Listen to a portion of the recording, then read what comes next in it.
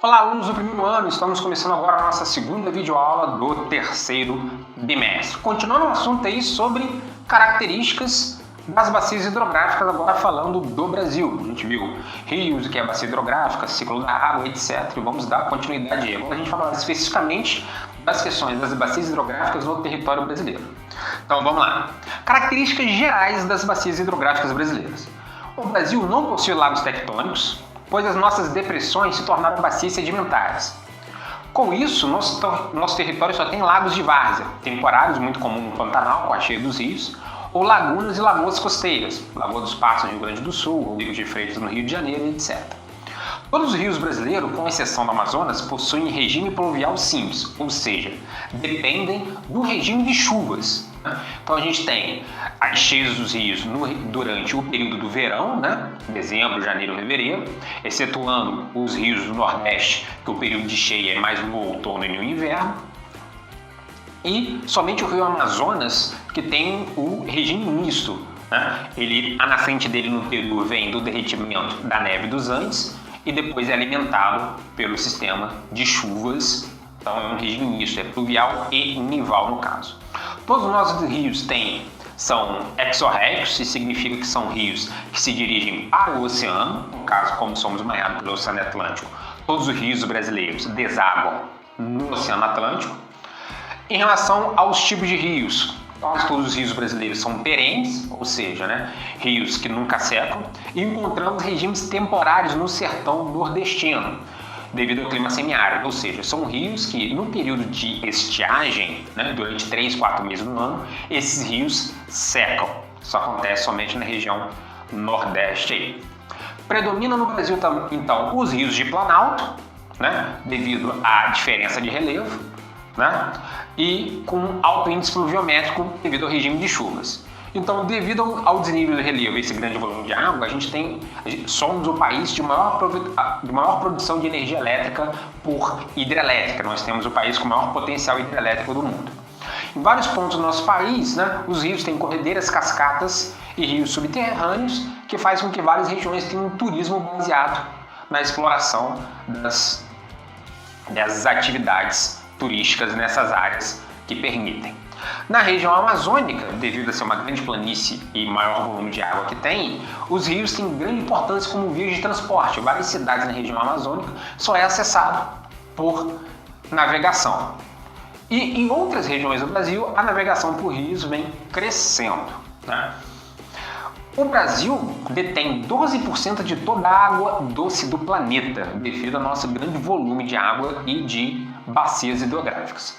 Nós temos 12 bacias hidrográficas, 12 regiões hidrográficas de acordo com os estudos aí. Aqui a gente tem um mapa geral mostrando a divisão de todas as bacias hidrográficas com a divisão dos estados aí. Aqui eu vou ter só as bacias hidrográficas, Então eu tenho as bacias costeiras, Atlântico Sul, Atlântico Sudeste, Atlântico Leste e dois Atlânticos ali do Nordeste.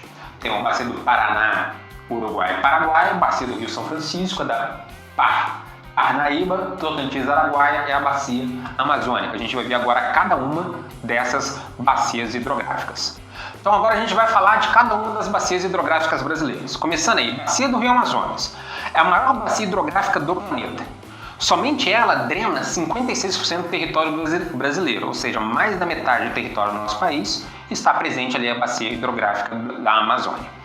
Suas vertentes são delimitadas pela Cordilheira dos Andes, pelo Planalto das Guianas, ao norte, e pelo Planalto Central, ao sul. Então a bacia hidrográfica da Amazonas ainda ocupa parte de outros países, como Venezuela, Bolívia, Peru, Colômbia, etc. Então você tem ali. O rio Amazonas é o mais extenso e o de maior volume de água do planeta. Esse fato é explicado pela presença dos afluentes nos hemisférios norte e sul, o que permite dupla captação das cheias de verão. Ou seja, a linha do Equador passa exatamente ali na região da Amazônia. Aí o que acontece? Abaixo da linha do Equador, na região sul, você tem as cheias durante o verão no hemisfério sul. Acima da linha do Equador, no hemisfério norte, você tem as cheias dos rios no verão do hemisfério norte. Então, durante um período do ano, as cheias dos rios do hemisfério sul abastecem o rio Amazonas, e em outra época do ano, quando diminui o volume de chuvas, né, as cheias dos rios da região acima da linha do Equador abastecem o rio Amazonas. Então essa dupla captação das cheias faz com que o rio Amazonas seja o rio de maior volume de água do planeta. A gente tem a bacia do rio Tocantins-Araguaia. Essa bacia drena 11% do território nacional, é onde se encontra a maior ilha fluvial do mundo, a ilha do Bananal. O rio Tocantins é o rio principal e o rio Araguaia é um afluente do rio Tocantins. Só que devido ao volume do rio Araguaia, a gente fala que a bacia é rio Tocantins e rio Araguaia. É uma região muito importante porque tem grande produção de grãos ali, né? E aí é transportado pelo rio até chegar lá no porto perto de Belém, que é exportado então. Além disso, nela está construída a usina hidrelétrica de Tucuruí, que é a segunda maior usina hidrelétrica brasileira, só depois de Itaipu, tá ali nessa região. Então a gente tem aqui um mapa da bacia hidrográfica do Amazonas, né? Pega aqui parte de Mato Grosso, Pará, todo o estado de Rondônia, Acre, Amazonas, Roraima e Amapá, né? O rio vai nascer na região dos Andes aqui no Peru, né? E aí quando você tem a junção do rio Solimões com o rio Negro, é que você passa a denominar rio Amazonas. Na altura aqui de Manaus, ele percorrendo toda a região até desaguar aqui entre o estado do Pará e o estado do Amapá. Já a bacia do rio Tocantins-Araguaia, a gente vai ver aqui, né? O rio Araguaia no lado esquerdo, o rio Tocantins aqui no lado direito, né? Esses rios se juntam no rio Tocantins e vai desaguar lá próximo à cidade de Belém, o rio Tocantins-Araguaia. Suas nascentes estão aqui no Planalto brasileiro, né? A região aqui de Mato Grosso do Sul, Goiás, onde os rios nascem. Vou falar agora das bacias do rio Paraná, Paraguai e Uruguai. Aí o que acontece? Cada bacia é separada uma da outra, só que elas convergem na chamada Bacia do Rio da Prata, né? Então a gente agrupa essas três bacias que elas têm características em comum, né? Então elas fazem parte de uma bacia maior, que é a Bacia do Rio da Prata. Então essas bacias drenam 16% do território brasileiro e são subdivisões da Bacia do Rio da Prata. O Paraná é formado pelos Rio Grande e Paranaíba, que é a junção desses no estado de São Paulo, Minas Gerais e Mato Grosso do Sul. O Rio Paraguai nasce no Mato Grosso, atravessa o relevo plano do Pantanal, região alagada do Pantanal ali é onde o Rio Paraguai atravessa, avança pelo Paraguai até encontrar o Rio Paraná. E aí o Rio Paraguai e o trecho final do Rio Paraná formam uma via naturalmente navegável. Já a bacia do Uruguai percorre a fronteira do Brasil com a Argentina até desembocar no Rio da Prata. Então, são bacias hidrográficas compartilhadas com outros países. Uruguai, Argentina, Paraguai ali até parte da Bolívia, né? Já a bacia do Rio São Francisco, né, é a menor das 4 grandes bacias brasileiras e é responsável pela drenagem de 7,5% do território nacional. Tem poucos afluentes, porque parte do Rio São Francisco corta o interior do Nordeste, que é uma área de clima semiárido, né? E é aproveitado para irrigação e navegação, principalmente entre o ponto ali de Pirapora, em Minas Gerais, até chegar a Juazeiro, na Bahia. Além de gerar grande quantidade de energia elétrica, principalmente no seu curso inferior. Então a gente vai ver agora aqui as bacias, né? Essa aqui é a bacia do Rio Uruguai, pega aqui parte de Santa Catarina, Rio Grande do Sul. A bacia do Rio Paraná, das 3 bacias, é a maior, né? Você tem o Rio Grande, o Rio Tietê, Paranaíba e Paranapanema, juntando o Rio Paraguai aqui. E você tem a bacia do Rio, esse do Rio Paraná, e você tem a bacia aqui do Rio Paraguai. Pega parte da Bolívia, Paraguai toda aqui, né? Passa por todo o Pantanal. A junção desses 3 rios vai dar o Rio da Prata, que vai desaguar na fronteira entre Uruguai e Argentina. E aqui a bacia do Rio São Francisco, as nascentes aqui na região de Minas Gerais, né? Ele vai subindo até formar aqui o Rio São Francisco, né?